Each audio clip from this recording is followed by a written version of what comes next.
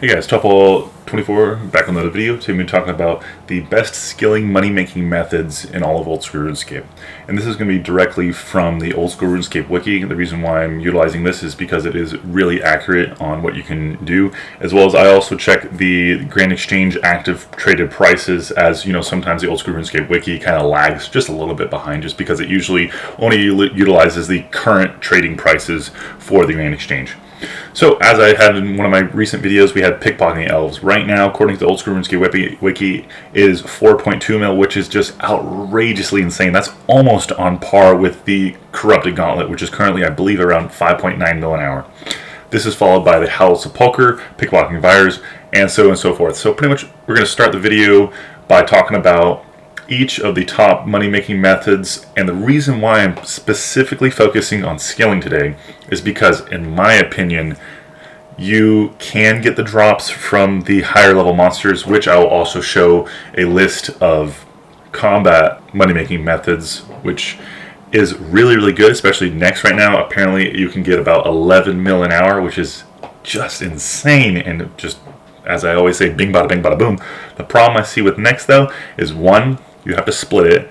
Unless you do a free-for-all, then you're kind of screwed. You need a T-bow, which I know is not a super valid excuse, but the thing is, I feel like a lot of the times, if you're not high enough level, as well as with the T-bow or the best in slot weapons, then you won't really get the drops. With skilling methods, you are guaranteed, as long as you have the correct levels, as well as the quests completed. And so that's the reason why I kind of like skilling methods better, instead of being at the Corrupted Gauntlet for almost 400 kills or the regular Gauntlet for 200 plus kills and not getting an Enhanced Crystal Weapon Seed. Sad face.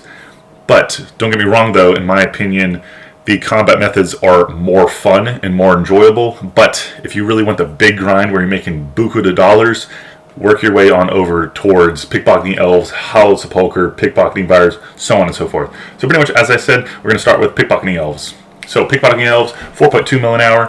Pretty much what you want to do is make your way to Prifendas. Prifendas is right here. So you need the Song of the Elves quest, and you need a teleportation to get here. So either you can use a teleport crystal here, or what I do is I usually just get my house portal, and I use my redirection scrolls, which you get from the Nightmare Zone. Use it with a house portal and get yourself to Prifendas. As we know, Muriel is wonderful because she's really close to the bank, as well as she's close to a prayer altar if you want to utilize your redemption.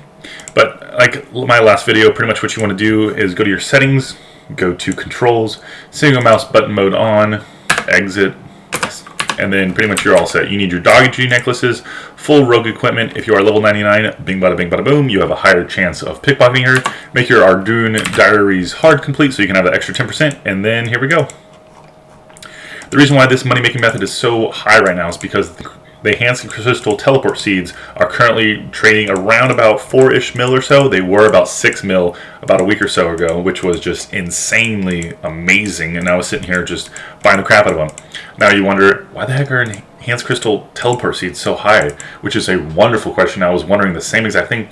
It's because of Amrod right here. Pretty much what you do for all those people who are trying to have the crystal armor or the bow of Frendenheim, I don't know how to pronounce that, you have to come over here and you want to trade him with an Enhanced Crystal Teleport Seed. You will get crystal shards out of him, which then you can put into making or for charging crystal equipment, or the bow of Frendenheim, or the blade of Selendor. So this next method, which is the Howled Sepulchre, you're going to want a full graceful, your Dorkishun crossbow, because it has the least amount of weight for a crossbow.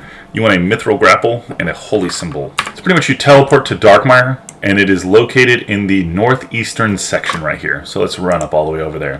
So pretty much you come up here once again to the northeastern corner. Should look like this, like a gate, and people are going to be hitting the crap out of you. And you walk into the door. Try not to walk into it, but walk through it. And this is the Howled Sepulchre entrance right here. You need to talk to the mysterious stranger to figure out what you're doing, as well as be introduced to it. You can, and then you can also bank up if you need to get the rest of your gear. I'm not going to do a full walkthrough just because I don't have level 92 agility. I've been working towards it myself, but I would highly suggest, if you do have level 92 agility, or if you want to just level up your agility in general, this is the fastest agility method in all of old school RuneScape for experience, as well as the getting the pet. It is pretty much just an obstacle course, pretty much just running through. So I'll just do a little taste test of this. And if you ever do get stuck, you have a certain amount of time that you are given to get through each level. So pretty much if you are stuck in a level and you run out of time, you actually cannot go into the next floor and you're stuck. So pretty much you can either log out, or you can pretty much you can teleport out. So if you have a dragon's medallion or something like that, you should be pretty much good to go. So if you get hit by one of these obstacles, pretty much you are going to be sent to the beginning of the obstacle and you're also going to be damaged. So you can technically die in this. And this is just the first floor out of 5 floors. So because I had my Seratum item, which is my holy symbol, I have finished this floor, and then we move on to the next floor. So pretty much you just make your way to the 5th floor, and then that's when you're able to make your money, and that's the drop of the Ring of Endurance, which is currently trading for approximately about 40 mil. So now we're going to move on to our next money-making method, and that is pickpocketing vyres. So you want to teleport to Darkmire and then run to the southeast to see Nakasa, who I prefer to pickpocket. I'm just coming over from doing agility with the Howled Sepulchre, so I actually don't have the correct gear on currently. Obviously, you want to have full rogue's gear, a dodgy necklace, more dodgy necklaces in your inventory, and then whatever food that you want to utilize. The reason why I use Seratum Brews is because it really increases your health, and it has the most amount of health, so I don't actually have to go back and bank pretty much. So once again, you want to change over to left-click single mouse button mode on, and then pretty much scroll in if you can, and then just left-click over days. And this money-making method is currently around 1.6 mil an hour. And the requirements for this is the Sins of the Father quest. And also 82 thieving.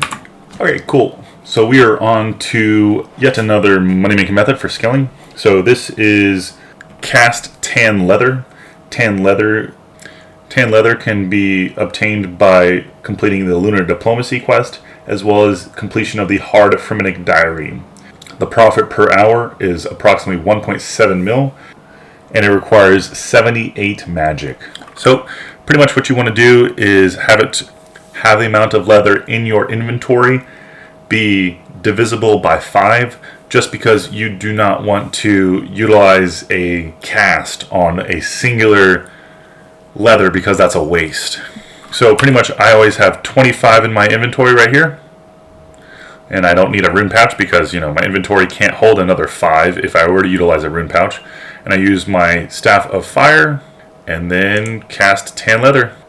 Between 125,000 and 130,000 experience per hour.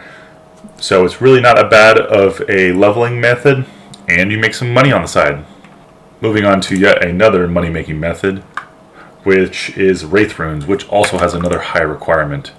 So if you completed Dragon Slayer 2, you should have your mythical cape, and then you pretty much teleport to the Myth Guild right here, and you enter the Mythic Statue going down to the basement. Pretty much what you get here, you run past the aggressive dragons, and you work your way to the Wraith Altar. Pretty much we're going to run south. We're going to say hi to some of these people. Hey, how's it going? Kill those red dragons. Get it, got it good. So pretty much you make your way on over here, you run south to the map link right here, and enter the cave. Then you come out on this little island out here, and this is your Wraith Altar. And pretty much you just craft up the mysterious runes. Obviously I can't do it because I'm currently only level 81 and it requires 95. And then pretty much once you're done crafting, then you teleport with your mythical cape back to the Myth Guild, and then run upstairs. And there's your bank. And our final money-making method that we're going to jump into is smelting rune bars at the blast furnace. So in order to get to the blast furnace, you pretty much just come to the Grand Exchange, and there's a little trapdoor right here. Minecart to Keldegrim.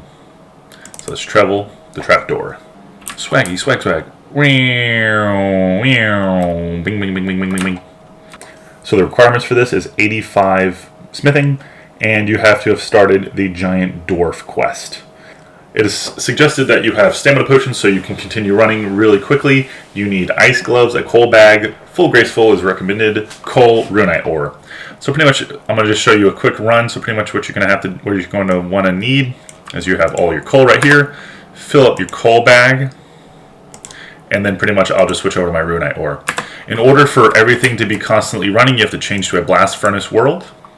And then pretty much you just run over here, put ore on conveyor belt, and luckily I have the RuneLight plugin that shows how much money I have in the coffer.